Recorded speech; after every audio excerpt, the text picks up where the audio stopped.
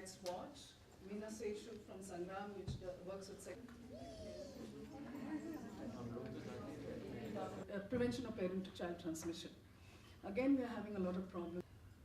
Also, in this whole issue of targets, especially, will corroborate this, that a lot of children.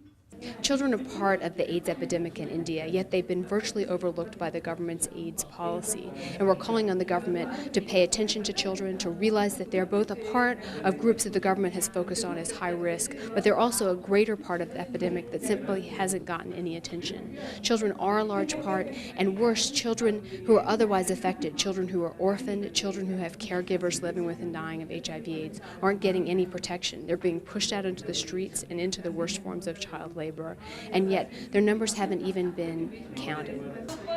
Stretch your body. Stretch karo. Properly.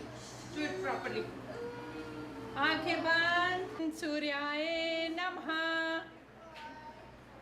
1, 2, 3, 4, 5, 6, 7, 8, 9, 10. Yes, good. The stigma obviously includes problems with admission in schools, retention in schools. What happens is very often when schools come to know children are positive, they throw them out. Very arbitrary, just because they happen to be positive. Knowing full well that children really don't need that much extra care. It's not like a child needs special care if it's HIV positive, right? Also, there are no systems in place. For example, where do children go? Orphanages actually have a rule that if a child is HIV positive, they don't even put the child up for adoption.